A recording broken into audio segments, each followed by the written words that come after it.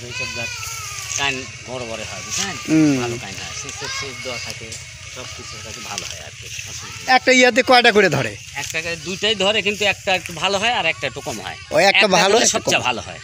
আচ্ছা আচ্ছা, এই আলাস্কা জাতটা খুব ভালো। আলাস্কা জাতটা খুব ভালো। দুইটা কাইন একই সময়, দুইটা কাইন একই সমান, খুবই সুন্দর, একই সমান, মোটা হবে দুটো একই সমান, একই সমান কাইন, খুব ভালো। তো আল্লাহ করে ভালো ফলন হোক, সবারই দোয়া করি আপনাদের জন্যে। সম্মানিত সুধী, আসসালামু আলাইকুম। আজকে আমি অবস্থান করছি নওগাঁ জেলার ভিতরে এবং নওগাঁ জেলার আত্রাই থানার ভিতরে আছে সমসপাড়া গ্রামে। তো আপনারা মাঠের দিকে অলরেডি লক্ষ্য করলে দেখতে পারবেন যে প্রচুর পরিমাণে এখানে ভুট্টা চাষ হয়েছে। তো আমরা আসছি একজন চাষি ভাইয়ের কাছে, ভাইয়ের কাছ থেকে একটু শুনবো যে ভুট্টা চাষ করতে কেমন খরচ পড়ে এবং 1 বিঘা থেকে কেমন আয় আসে, আমরা এই একটা ধারণা নিব। আর ভুট্টা সবসময় কম দামে কোন সময় পাওয়া যায়, কারণ এই ভুট্টা থেকে কিন্তু বিভিন্ন ধরনের খাদ্য তৈরি হচ্ছে, যা আপনার প্রাণী জগতেও কাজে লাগছে, আবার হচ্ছে মানুষেরও কিন্তু খাদ্য হিসেবে গড়ে উঠছে এই ভুট্টা বীজটা। তো আমরা এখন সরাসরি ভাইয়ের কাছে চলে যাচ্ছি। আসসালামু আলাইকুম ভাই। ওয়ালাইকুম আসসালাম। আপনার নামটা একটু আমাদেরকে জানান। আমার নাম মোহাম্মদ সুকবার আলী প্রামাণিক। সুকবার আলী প্রামাণিক ভাই। তো সুকবার ভাই আমাদের বংশেরই লোক, আমরাও প্রামাণিক বংশ। তো যাই হোক, রোজা থেকে বেশি কথা বলা যায় না, তারপরে আমি একটু ভাইকে একটু কষ্ট দিব, মানে শুনবো আর কি, যে 1 বিঘাতে ভুট্টা চাষ করতে কেমন খরচ পড়ে।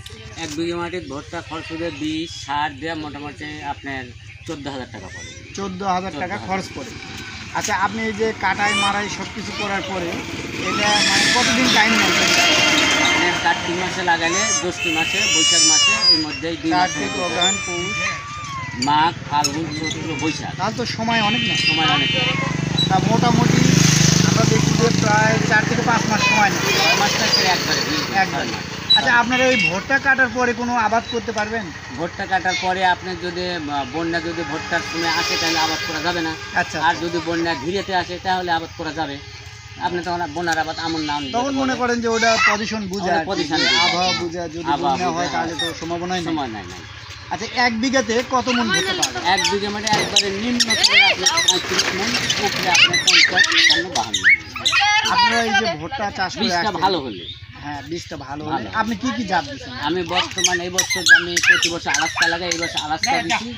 আপনারা 77 বীজ আর হলো প্রেসিডেন্ট, আচ্ছা, এই 3টা জাত দিচ্ছি। 3টা জাত দিচ্ছেন। হ্যাঁ। টোটালি কত বিঘা চাষ করছেন? আমি নিজস্ব করছি 6 বিঘে, আমার বড় ভাই করছে 3 বিঘে, আমার আরো অন্য ভাই, আমার ভাই। আপনাদের পুরো মাঠ তো দেখেছি ভুট্টা, মানে 100 বিঘা ভুট্টা চাষ হয়েছে।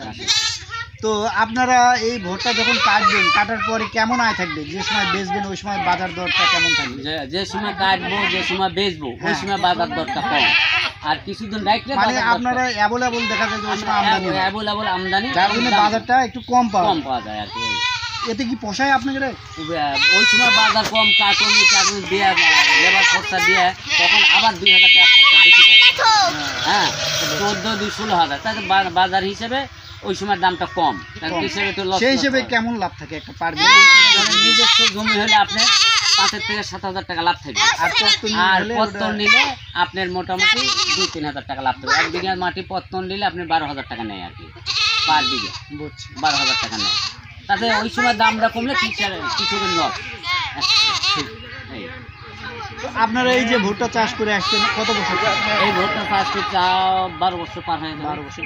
তার আগে কি এরকম চাষ পদ্ধতি ছিল? তার আগে এই ভুট্টা চাষটা ছিল, তখন সরষে ছিল, গম ছিল, তখন করতাম। আপনাদেরকে এটার ব্যাপারে কোনো সরকারি প্রশিক্ষণ? না, এটার ব্যাপারে সরকারের কোনো প্রশিক্ষণ নেই বা কোনো অনুদানও নাই। আপনাদের উপজেলার তো কৃষি অফিস আছে? হ্যাঁ, কৃষি অফিস আছে। তো ওনারা আসে প্রশিক্ষণ দেওয়া এরকম কিছু করে না? প্রশিক্ষণ দেওয়া এরকম কিছু করে না, কিন্তু একটা ভুট্টা বীজ আত্রাই থেকে দিচ্ছিল, ওই 1 কেজি হয়তো সরষের বীজ আর 1 কেজি ভুট্টার বীজ, এইটুকু। আর ওই সার ধরেন 5-10 কেজি।